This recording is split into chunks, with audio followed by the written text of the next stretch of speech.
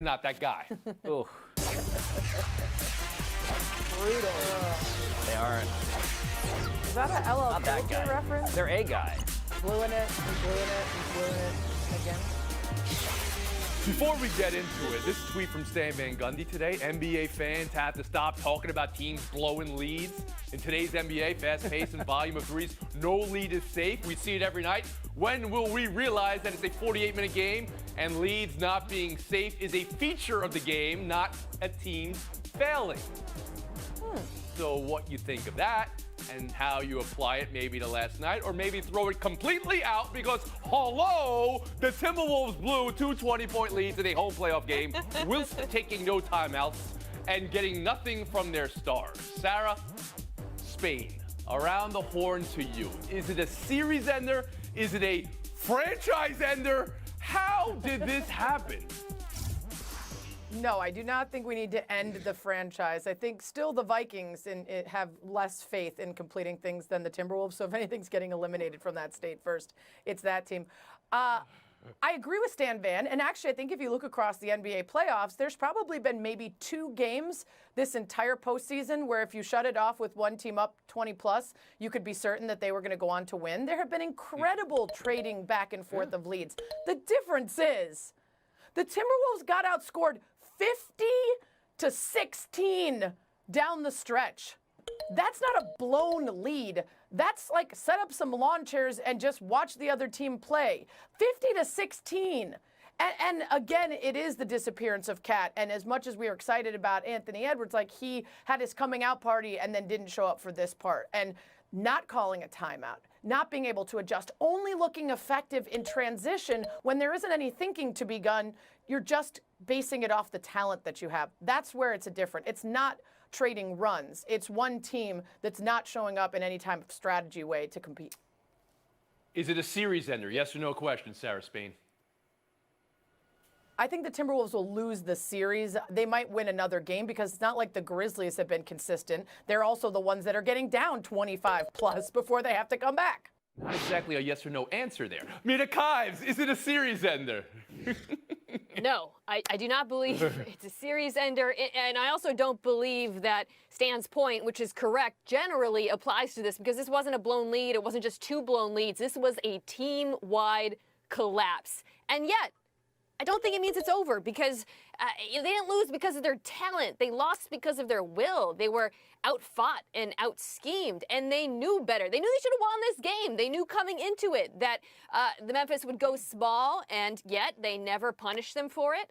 They knew that, Cat knew, rather, that they were going to try to draw him into fouls as usual, and he still fell for it. I mean, there's so many mental lapses that you can attribute to this loss that it actually makes me think there are adjustments that can be made going forward, at least in the next game. So you left this game thinking it's not a series ender and Minnesota can make adjustments. Very interesting. Pablo Torre, I turn to you.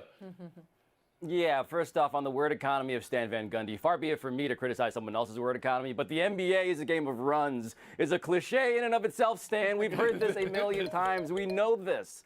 The thing that's unique about this game, though, is that, look, I'm not a superstitious person, but whatever Karl Anthony Towns did yesterday, don't do any of it again today or tomorrow or for the rest of the NBA postseason. Just try something different. I do not, though, think this is a series ender, Tony, because if I may sound like what I am lately, a very sleepless parent, how, Memphis Grizzlies, did you get in this position in the first place? Okay. Right? Sarah alluded to this at the end of her answer. They did get down 25 points, and then again, later, separately, 26 points. They did lose game 1. They did not get a very good game until the very end from Ja Morant. This is a Grizzlies team that everybody expected to roll over the Minnesota Timberwolves. And so, yes, am I grading the Timberwolves on a curve because they are like the worst franchise in American sports, arguably? Perhaps. But I think that this is about the Grizzlies, too, as much as it is the Timberwolves right now. And Sarah Spain, I immediately take back what I said about your yes or no answer, seeing as an inspired panelist. Kevin Blackistone, how about you? I'm not that inspired. You know, that old NBA fan Shakespeare would tell Van Gundy, you know, you can call it whatever you want. It's still a blown lead, a blown game. 26 points, home court, stop. I mean, what were these guys doing? Only 2 players really showed up for them, in Russell and Edwards, and even they were struggling. And how can you, as an all-star, Karl Anthony Towns, this late into your career, basically not do anything? This guy had an all-star year again. He averages 24 and 9. He did nothing, had no presence. And sometimes talent can overcome coaching, but that didn't happen this time out. So I think that they are in a world of trouble. I think that they're very lucky that the Grizzlies, as Pablo pointed out, have not played very well. I think that they will play better. You know, this is a team in Minnesota that was outscoring everybody in the league this year, right? But still had a really porous defense. And I don't know how you're going to bring some balance. A lot of heat in this series, right?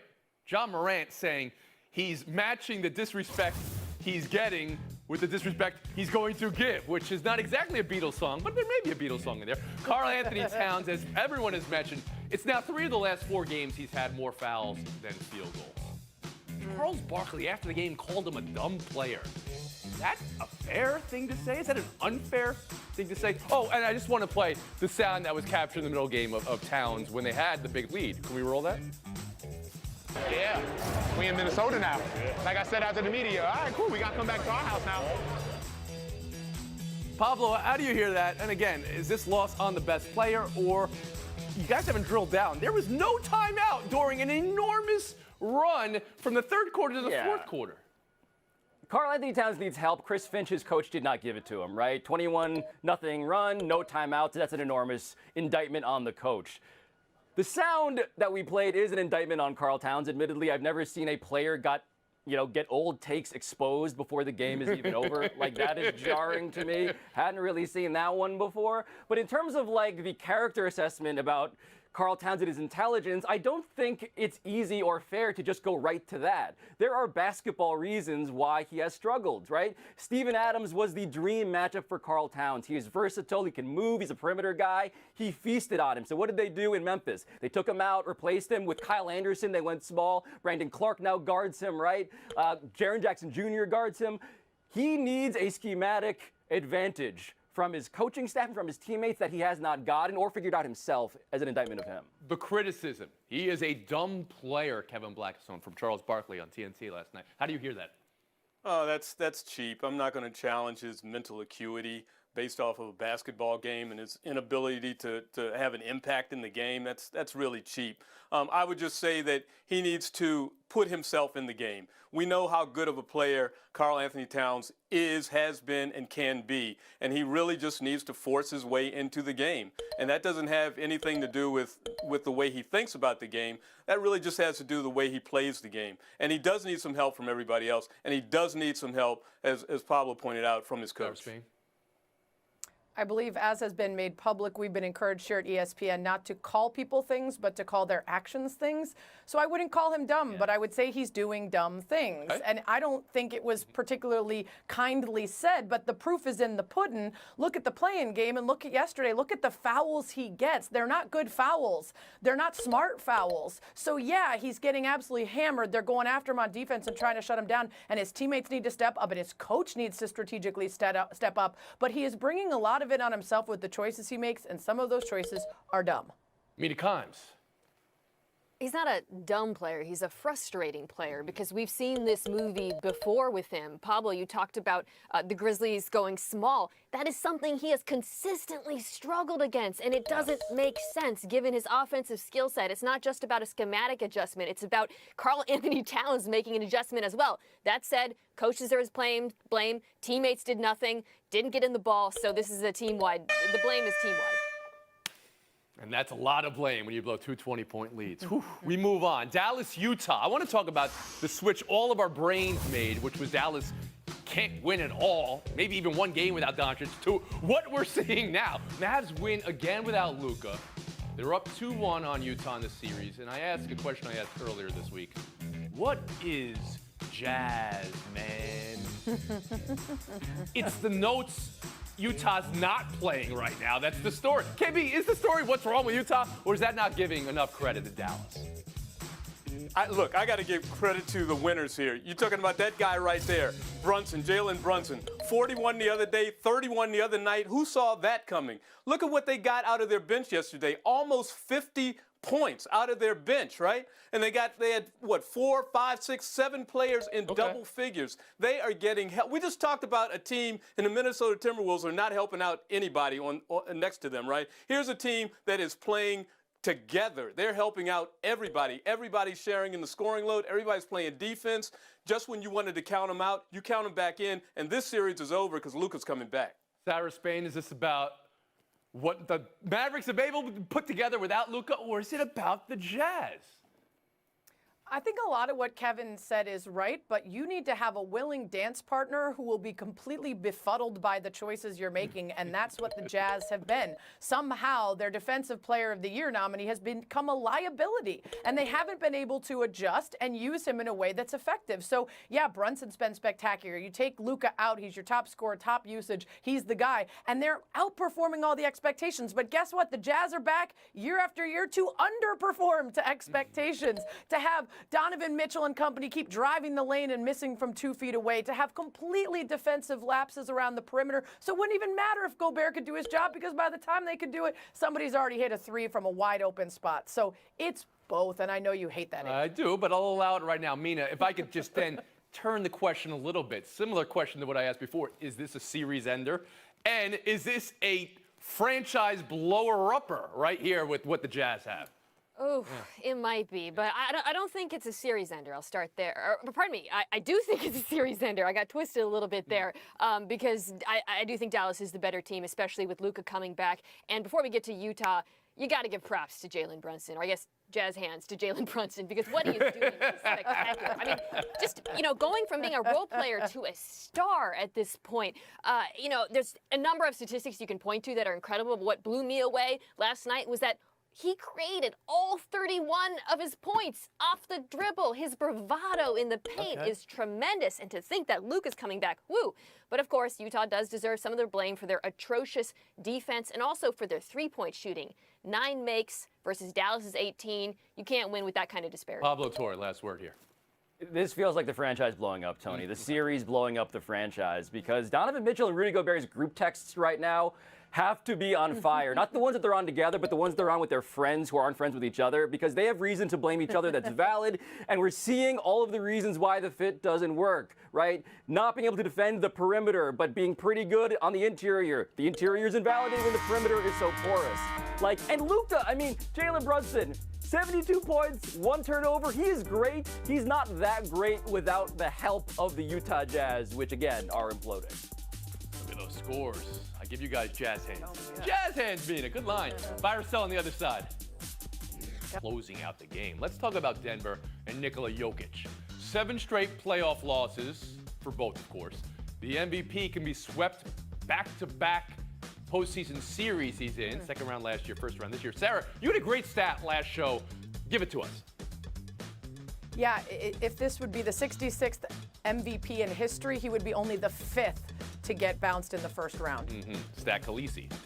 So my question then is, we all know MVP is a regular season award. Should it be? And do these first round destructions tell you anything about the value of Jokic or what value is in the NBA? Sarah, you can start us off.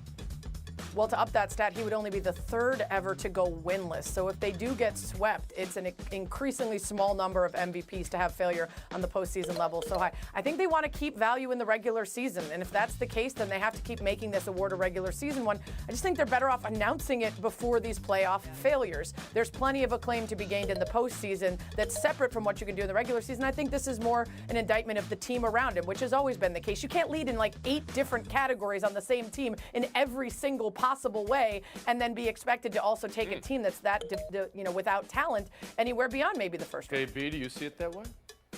Yeah, I see it that way. If this was the singles at Wimbledon, then yeah, this would be an indictment on him. But this guy's actually averaging a couple more points in the postseason than he did over the regular season. He's actually improved his game. I'm not going to knock a guy who's averaging 29 and 13. What more is he supposed to do? If this is an indictment on anyone, it's an indictment on the team that has been assembled around him and maybe on the coach and how he employs everybody around him.